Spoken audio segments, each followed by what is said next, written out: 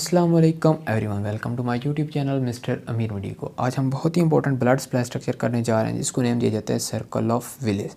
Circle of Willis basically brain और उसके parts को ब्लड सप्लाई करता है और इस वीडियो के अंदर मैं सर्कल ऑफ विलिस की जितनी भी आर्टरीज हैं उनकी ब्रांचेस को वन बाय वन डिस्कस करूँगा।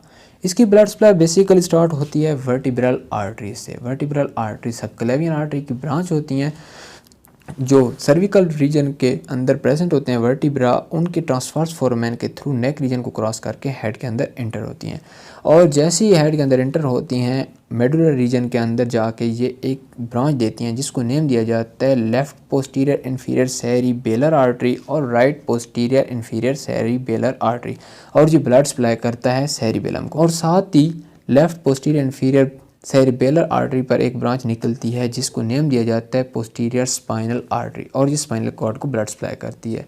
इसके साथ ही vertebral artery upward vertically move करती हैं और दोनों मिलकर एक ब्रांच देती हैं इंटीरियरली जिसको नेम दिया जाता है एंटीरियर स्पाइनल आर्टरी, और ये ब्लड सप्लाई करती है मेडुला के पैरामिड्स को। और जैसी vertebral artery vertically upward move करती हैं पोंटाइन रीजन की तरफ, तो जैसे पोंटाइन रीजन इंटर होने से पहले ये एक दूसरे के साथ मिल जाती हैं और एक मेन आर्टरी बनाती हैं जिसको नेम दिया जाता है बेजिलर आर्टरी। बेजिलर आर्टरी फिर जाके पोंटाइन रीजन में ही एक ब्रांच देती है या आर्टरी देती है जिसको नेम दिया जाता है एंटीरियर इन्फीरियर सेरिबेलर आर्टरी, और साथ ही ऊपर जाके एक राइट और लेफ्ट साइड पे फिर ब्रांच देती है जिसको नेम दिया जाता है लेब्रिथाइन आर्टरी। और लेब्रिथाइन आर्टरी जो है ये पोंटाइन रीजन के मिड में होती है। और इसके साथ ही जब basilar artery upward vertically move करती है तो चार ब्रांचेस देती है राइट और लेफ्ट साइड पे, चार ब्रांचेस देती है जिनको नेम दिया जाता है पोंटाइन ब्रांचेस। पोंटाइन ब्रांचेस देने के बाद ही जैसे ही बेजिलर आर्टरी मिड ब्रेन के अंदर एंटर होती है तो एंटर होने के साथ ही ये राइट और लेफ्ट साइड पे एक एक ब्रांच देती है जिसको नेम दिया जाता है superior cerebellar artery. Cerebellar artery देने के बाद जो बेजिलर आर्टरी है वो ऊपर जाके टी शेप बना के दो पोर्शन के अंदर डिवाइड हो जाती है, एक राइट साइड पे और एक लेफ्ट आर्टरी में। जो राइट साइड वाली आर्टरी होगी उसको नेम देते हैं राइट पोस्टीरियर सेरिबेरल आर्टरी, और जो लेफ्ट साइड वाली होती है उसको नाम दिया जाता है लेफ्ट पोस्टीरियर सेरिबेरल आर्टरी। और जो राइट और लेफ्ट पोस्टीरियर सेरिबेरल आर्टरी है इनके दो पार्ट होते हैं। जो यहाँ से डिवीजन पॉइंट से लेकर जहाँ तक जाता है इसको P1 नाम दिया जाता है, और यहाँ से जो यहाँ तक पॉइंट जाता है इसको नाम दिया जाता है P2। इसके साथ ही जो आर्टरी एंटीरियर सेरिबेरल और पोस्टीरियर सेरिबेरल आर्टरी को आपस में कम्युनिकेट कराती है, जो कनेक्ट करती है, उसको नेम दिया जाता है पोस्टीरियर कम्युनिकेटिंग आर्टरी, और ये कुछ इस तरह का स्ट्रक्चर बनाती है। और पोस्टीरियर कम्युनिकेटिंग आर्टरी फिर आगे जाके आर्टरी बनाती है जिसको नेम दिया जाता है anterior cerebral artery. Anterior cerebral artery के भी दो पार्ट होते हैं, एक A1 यहाँ से यहाँ तक और फिर दूसरा A2 जो कि यहाँ से यहाँ तक होता है।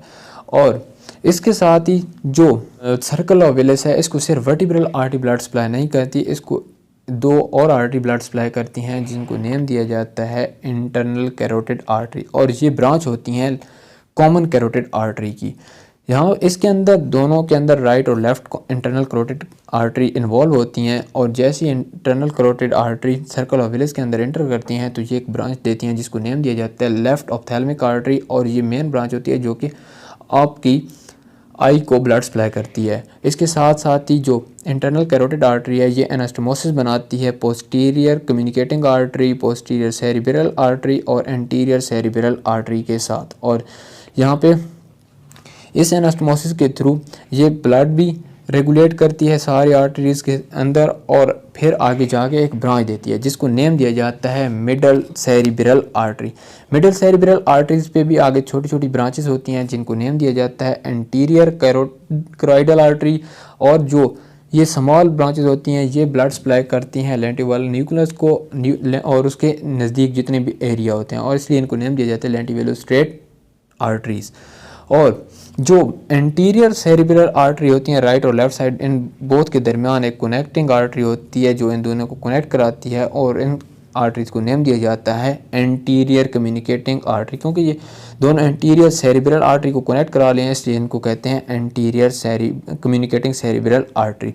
इसके साथ ही सर्कल ऑफ विलिस की ये जितनी भी आर्टरीज हैं ये ख़त्म होती हैं। और मैं आपको सर्कल ऑफ विलिस की ओरिएंटेशन बता देता हूँ कि ये इसको डायग्राम ओरिएंटेशन कैसे है।